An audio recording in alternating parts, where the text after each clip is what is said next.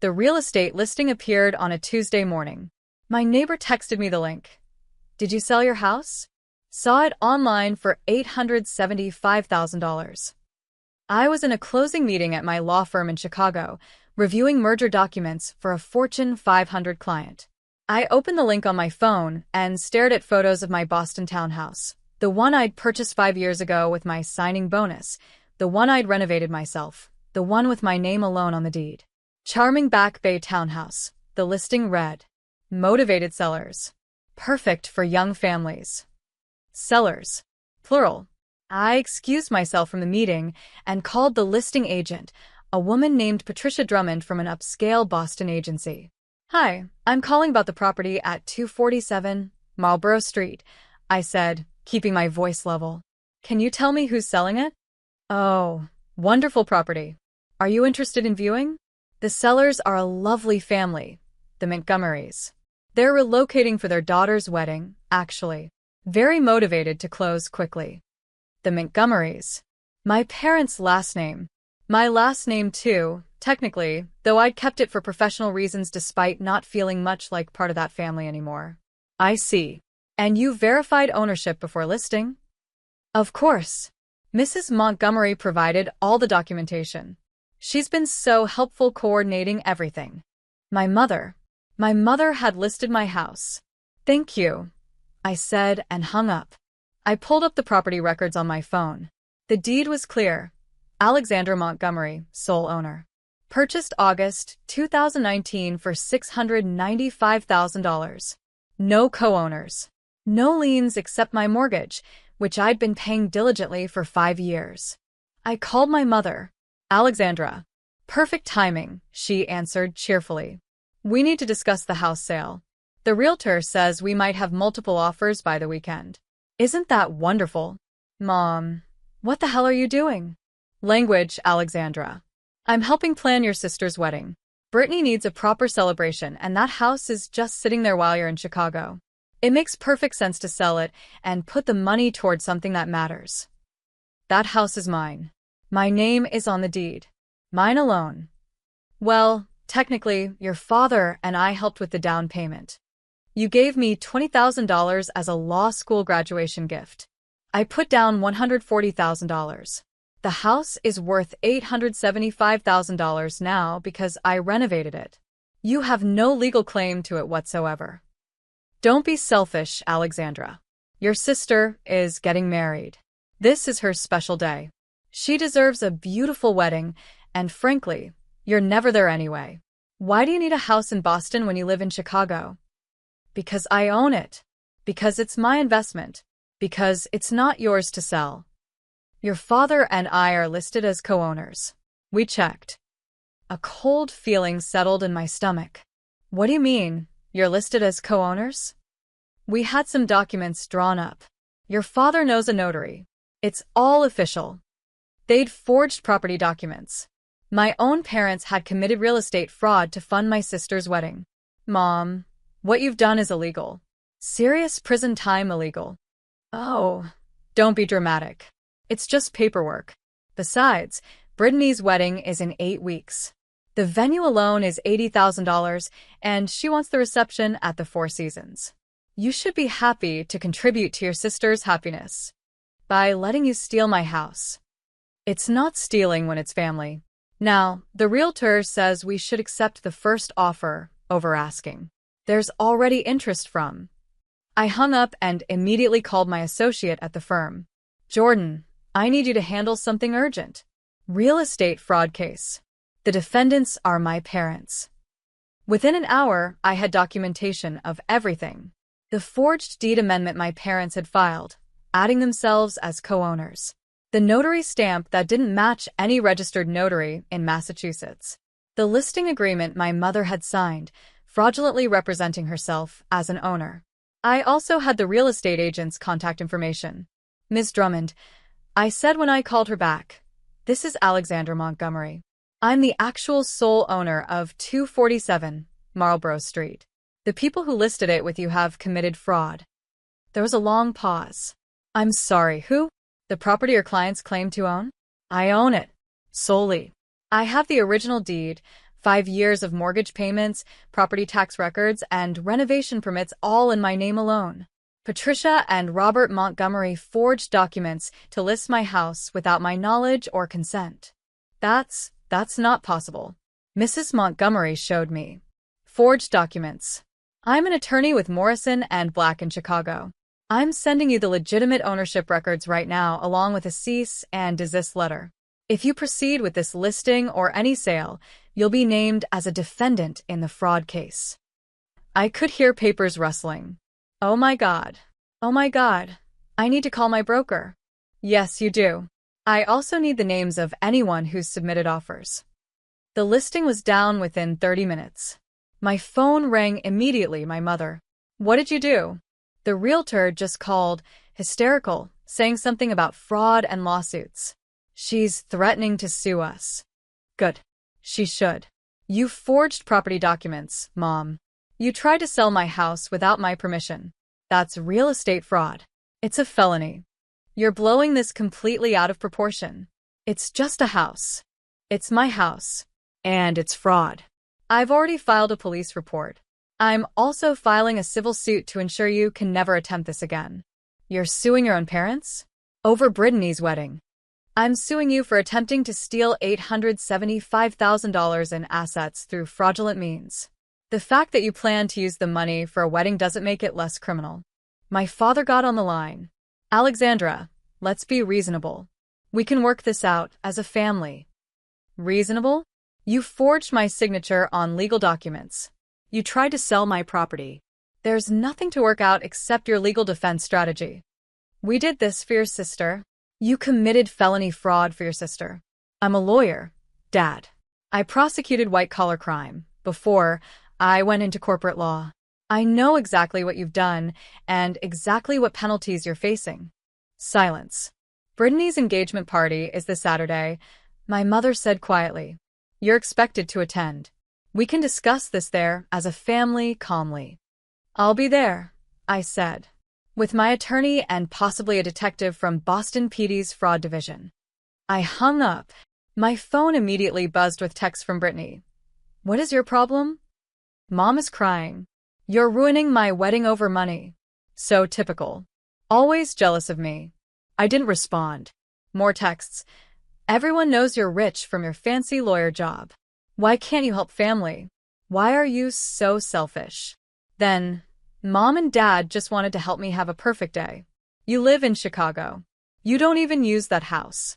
But sure, keep it empty while I have to settle for a cheap wedding. The cheap wedding in question had an $80,000 venue, a $15,000 dress, and a guest list of 300 people. Brittany worked part-time as a social media influencer with roughly 12,000 followers. Her fiancé, Trevor, was a personal trainer. Neither had significant income, but Brittany had always assumed that money would simply materialize for whatever she wanted. Usually from our parents. Sometimes from me. But never $875,000. That was a new level of entitlement. Saturday's engagement party was at my parents' Connecticut estate. I drove up from New York, where I'd flown from Chicago specifically for this. My attorney, Margaret Chen, rode with me. Your parents are facing serious charges, Margaret said, reviewing her files. Real estate fraud, forgery, filing false documents. Even if we settle civilly, the criminal case proceeds separately. The DA will want to prosecute. I know. Are you sure you want to do this? They're your parents. I thought about the house I bought myself. The renovations I'd done on weekends, stripping floors and painting walls. The investment I'd made in my future. The casual assumption that it could be taken to fund Brittany's party. I'm sure. The engagement party was everything Brittany had ever wanted. White silk draping, champagne fountains, a string quartet, 200 guests in cocktail attire. The invitations alone probably cost more than most people's monthly rent. I arrived in a simple black dress, Margaret beside me in professional navy. We looked like lawyers at a garden party, which was exactly the point. Brittany spotted me immediately. She rushed over, her smile venomous. You actually came. I'm amazed. I thought you'd be too busy counting your money to celebrate your sister's happiness. I'm here to resolve a legal matter with our parents. Legal matter? You mean your psychotic overreaction to them trying to help me? I mean the felony fraud they committed. Brittany's fiancé, Trevor, appeared. He was tall, generically handsome, and completely out of his depth. Hey, Alex. Congrats on whatever Britt said you do. Banking or something. Corporate law. Cool. Listen, about this house thing, Britt's parents were just trying to do something nice. Can't you just, let it go? For the wedding. No. My parents approached, my mother's smile brittle, my father's jaw tight. They'd spotted Margaret. Alexandra, can we speak privately? My mother asked.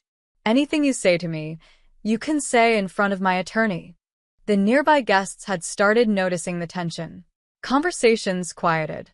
People leaned in. You brought your attorney to your sister's engagement party? My father said quietly.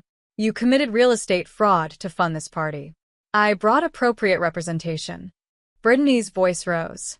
Can everyone hear this?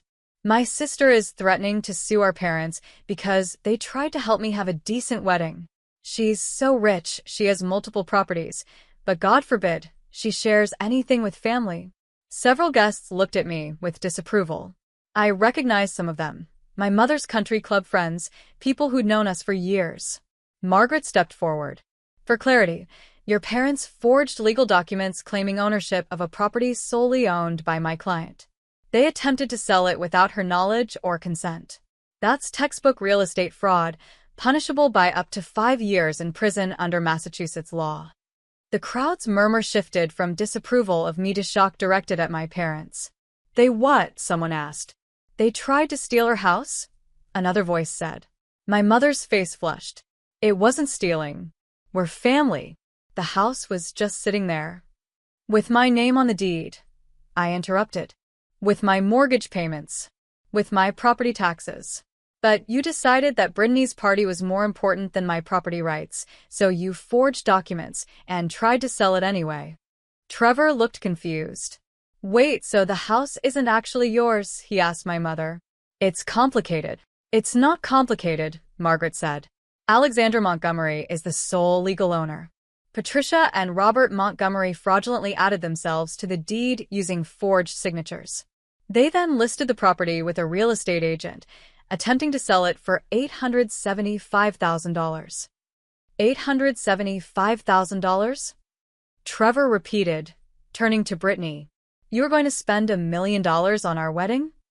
It's not $1 million, it's $875,000, Brittany snapped. And yes, I deserve a beautiful wedding. Alex has plenty of money. From a house she owns, Trevor said slowly, that your parents tried to steal. Don't be dramatic. Brittany, Trevor said, and something in his voice had changed. Your parents tried to steal a house from your sister to pay for our wedding. Do you understand how insane that is? They were helping us. By committing fraud. The string quartet had stopped playing. 200 guests watched the implosion in real time. Margaret pulled out a folder. I have several documents here. First, a restraining order preventing Patricia and Robert Montgomery from making any further claims on the property at 247 Marlborough Street. Second, a civil complaint seeking damages for fraud and emotional distress. Third, documentation that's been provided to the Suffolk County District Attorney's Office regarding criminal charges. My father's face went white. Criminal charges? Felony fraud. Filing false documents. Forgery. The DA's office takes real estate fraud very seriously in Massachusetts. This is absurd, my mother said, but her voice shook. We're her parents. She can't actually prosecute us. She already has, Margaret said calmly. The DA decides whether to proceed criminally. That's out of your daughter's hands now. The evidence is quite clear. One of my mother's friends approached, her expression cold. Patricia, you tried to sell your daughter's house without telling her? To fund a party. It's not just a party, it's Brittany's wedding. You committed fraud, the woman said flatly. Against your own daughter. My God. The engagement party dissolved into chaos. Guests left in clusters, whispering. Trevor and Brittany had a screaming argument near the champagne fountain. My parents tried to maintain composure, but the social destruction was absolute. Margaret and I left after serving them with the official documents. That was brutal, she said in the car. That was necessary. The next week brought consequences. The DA's office formally charged my parents with multiple counts of fraud and forgery. Brittany's social media posts about her perfect wedding were flooded with comments about the fraud case. Trevor postponed the wedding indefinitely. My mother called, crying, "Your father might go to prison. Our reputation is destroyed.